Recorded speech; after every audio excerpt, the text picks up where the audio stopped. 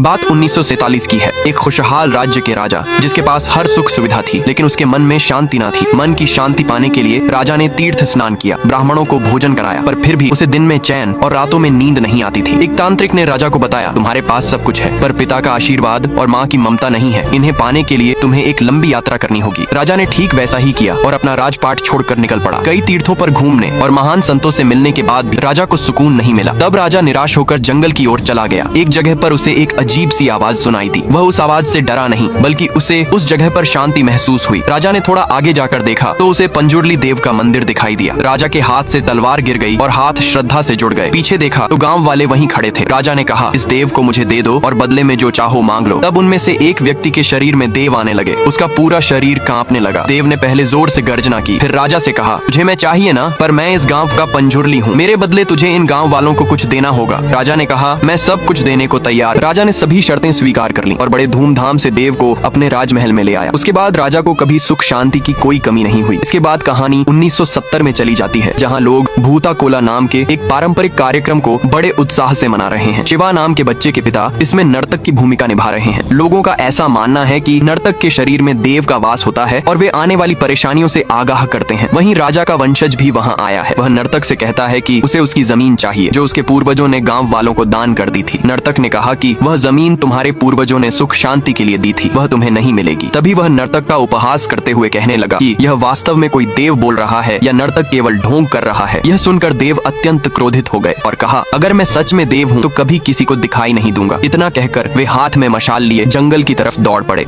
जंगल में जाने के बाद देव गायब हो गए। उसके बाद किसी ने शिवा के पिता को नहीं देखा। वह आदमी जो जमीन मांग रहा था अदालत की सीढ़ियों पर खून की उल्टी करके मर गया। फिर कहानी 1990 में चली जाती है, जहां शिवा अब जवान हो गया है और भैंसों की दौड़ कंबाला में हिस्सा ले रहा है। वह आज तक यह दौड़ कभी नहीं हारा था। यहाँ भी वह जीत गया, लेकिन विजेता जमींदार के आदमी को घोषित कर दिया गया। इस बात से क्रोधित होकर उसने जमींदार के लोगों को बहुत पीटा। जमींदार देवेंद्र उसी का बेटा है जो खून की उल्टी करके मरा था, लेकिन वह अपने पिता की तरह लालची नहीं है। उसने सुधाकर से कहकर मेडल शिवा को ही पहना दिया। इनाम में उसे एक मोटरसाइकिल भी मिली। कुछ दिनों बाद इस गांव में भूता कोला त्योहार होने वाला है। देवेंद्र उसे भूता कोला के लिए कुछ रुपए देता है ताकि वह तैयारी कर सके। परंपरा के अनुसार भूता कोला शिवा को ही करना था, लेकिन उसके पिता के गायब होने का डर उसके मन से कभी गया ही नहीं। इसी वजह से उसके चाचा का बेटा गुरुआ ही हमेशा से भाग लेता रहा है। शिवा पूरे गांव में मस्ती करता है। वह अपने दोस्तों के साथ रात में जंगल शिकार करने जाता है और मजे से उनके साथ बैठकर खाता है। इसके लिए उसे कभी कभी अपनी माँ से डांट भी पड़ती है। वह जमींदार के छोटे मोटे काम कर देता है, बदले में उसे थोड़े पैसे मिल जाते थे। गांव में एक नए फॉरेस्ट ऑफिसर मुरली की एंट्री हुई, जो बहुत ईमानदार और कड़े स्वभाव का है। उसे जानवरों के शिकार करने और पेड़ काटने वालों से सख्त नफरत है। ऐसे में एक दिन जब गाँव वाले जंगल से कोला के लिए पेड़ और लकड़ियाँ काट कर ला रहे थे, तो मुरली ने उन्हें रोक लिया और डांटने लगा। तभी वहाँ शिवा आ गया और ऑफिसर से बहस करने लगा। अगले दिन गाँव में कोला का कार्यक्रम रखा गया, जहाँ गुरुवा नृत्य कर रहा है और आसमान में पटाखे छोड़े जा रहे हैं। वहीं शिवा के बचपन का प्यार लीला भी शहर से फॉरेस्ट ऑफिसर की ट्रेनिंग पूरी करके आई है। शिवा उसके साथ मस्ती करता है। दूसरी तरफ मुरली को रात में पटाखे फोड़ने से जानवरों के लिए तकलीफ हुई और वह वहाँ जाकर गांव वालों को पटाखे चलाने से मना करने लगा। तभी वहाँ शिवा आया और दोनों के बीच लड़ाई होने लगी। तभी जमींदार ने दोनों का झगड़ा रुकवाया।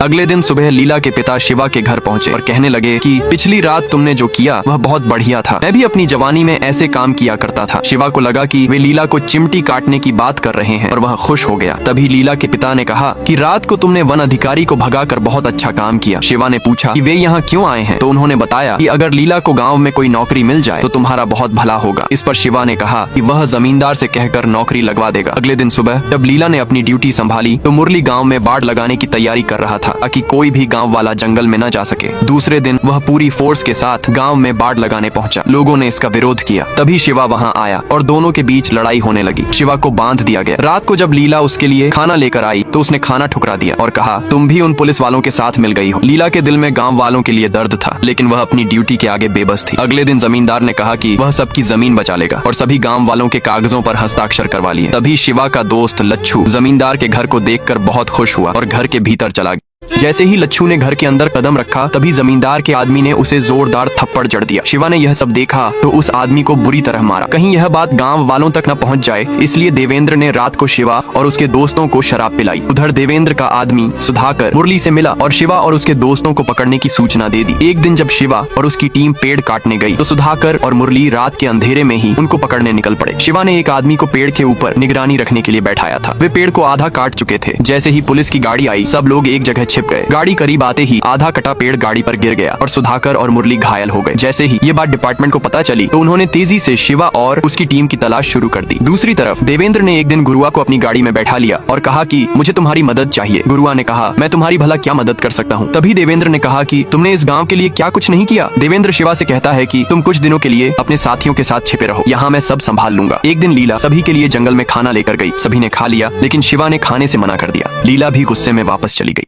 एक रात शिवा लीला के घर चुपके से मछली लेकर गया। लीला ने उसे मछली पकाकर खिलाई। तभी उसके पिता भी वहाँ आ गए। शिवा रात भर लीला के पास ही था। सुबह जब उसकी आंख खुली तो मुरली नीचे ही खड़ा था। उसने शिवा और उसके साथियों को गिरफ्तार कर लिया। एक दिन जब शिवा की माँ सो रही थी तब उसे बाहर गाड़ी की आवाज आई। उसने बाहर निकल कर देखा तो गुरुआ की लाश पड़ी हुई थी। पूरा गाँव वहाँ जमा हो गया। सभी गुरुआ की मौत से दुखी थे। देवेंद्र भी गुरुआ को श्रद्धांजलि देने आया और कहने लगा कि जिसने भी यह सब किया है मैं उसे अपने हाथों से मारूंगा। इधर जब जेल में शिवा को पता चला कि किसी ने गुरुआ को मारकर देव के घर के सामने फेंक दिया है तो वह बुरी तरह टूट गया। इधर मुरली जंगल को आरक्षित वन घोषित करने की कोशिश में लगा हुआ था लेकिन जब नोटिस आया तो पता चला कि देवेंद्र ने धोखे से सारी जमीन अपने नाम कर ली है। मुरली गांव के किसी व्यक्ति से जमीन के बारे में बात कर रहा था। तभी देवेंद्र के गुर्गे ने फोन चालू छोड़ दिया जिससे सारी बातें देवेंद्र को सुनाई दे रही थीं। मुरली बता रहा था कि एक बार अगर गांव की जमीन आरक्षित वन घोषित हो गई देवेंद्र के सारे दस्तावेज फर्जी माने जाएंगे। जिसके बाद देवेंद्र कहता है कि शिवा को जेल से छुड़ाना पड़ेगा।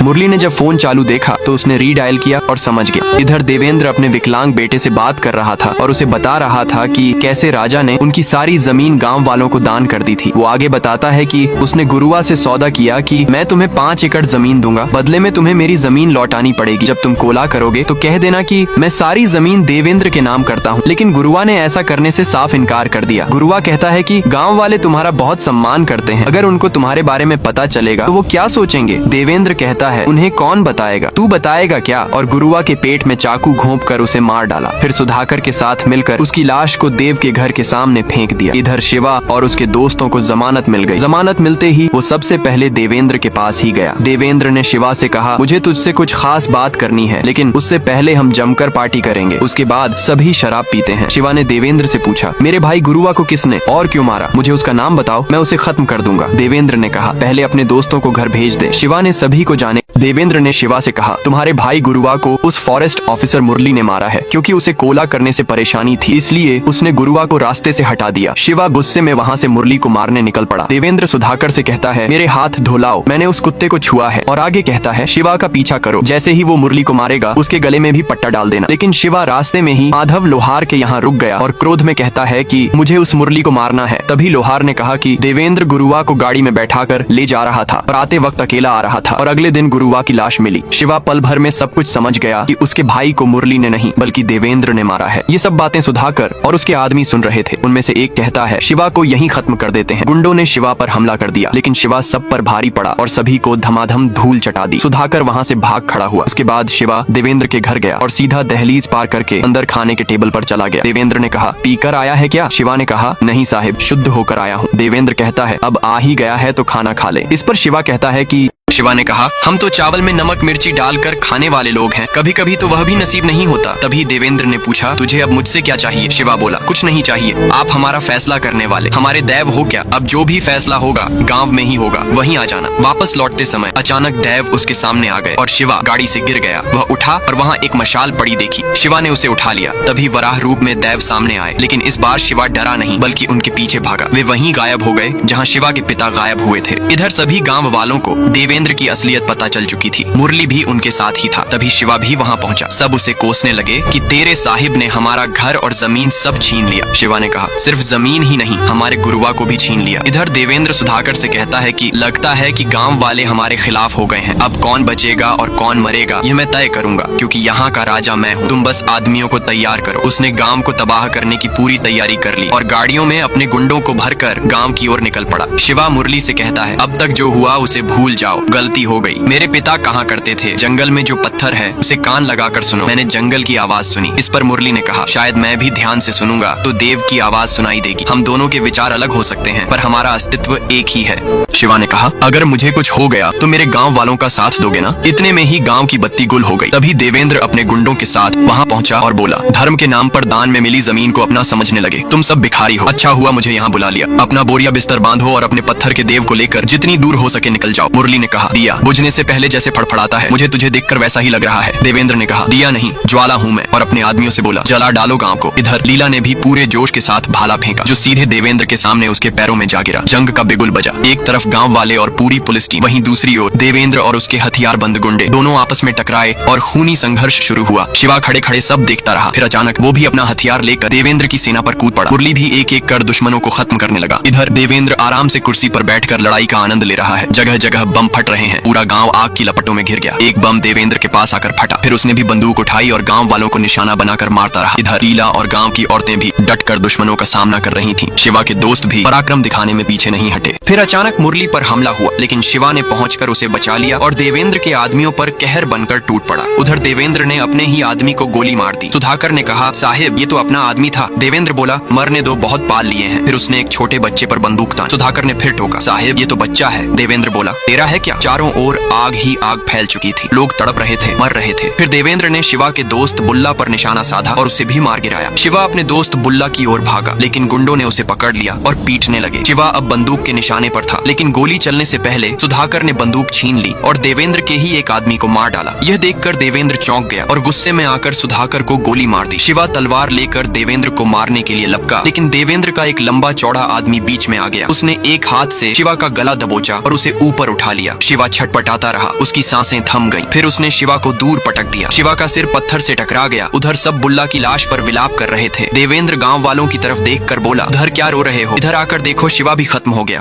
तभी उस पत्थर से शिवा को एक आवाज सुनाई दी। वो पंजुर्ली देव ही थे। इसके बाद शिवा का इंसानी रूप गुलिका देव में बदल गया। यही था पंजुर्ली देव का उग्र स्वरूप। देवेंद्र के आदमियों ने शिवा को मारने की कोशिश की, लेकिन देव ने सभी को तिनके की तरह उछाल दिया। फिर उनके सामने उनका प्रिय भोजन लाई रखा गया, जिसे वो चाव से खा रहे थे और साथ ही नृत्य भी कर रहे थे। देवेंद्र को कुछ समझ नहीं आ रहा था। तभी उसका वही लंबा चौड़ा आदमी फिर से आगे बढ़ा और शिवा को गर्दन से पकड़कर उठा लिया, लेकिन वो तो देव थे, उसकी भी मौत तय थी। देव ने उसका सिर घुमाकर उसे वहीं खत्म कर दिया। इसके बाद देव ने पंजुर्ली देव के पास जाकर तलवार उठाई और देवेंद्र की ओर बढ़ गया। देवेंद्र कुछ कहता कि तब देव बोले, भगवान, वराह मूर्ति की इस पवित्र भूमि पर अत्याचार करने का अधिकार तुमने खो दिया है। मेरे प्रभु पंजुर्ली देव भले ही तुम्हें क्षमा कर दें, लेकिन मैं नहीं करूंगा। मैं इस धरती को अपना रक्त अर्पित कर इसकी धार्मिकता बरकरार रखूंगा। देवेंद्र ने कुछ कहने की कोशिश की, लेकिन तब तक गुलिका देव ने उसका अंत कर दिया। अगले दृश्य में शिवा कोला कर रहा है और लीला गर्भवती है। शिवा मनमोहक नृत्य कर रहा है और मुरली भी वहाँ मौजूद है। देव शिवा को बुलाते हैं और गांव वालों का साथ देने के लिए उसका धन्यवाद करते हैं। फिर वे उसी जंगल में उसी जगह गायब हो जाते हैं जहाँ कभी शिवा के पिता गायब हुए थे।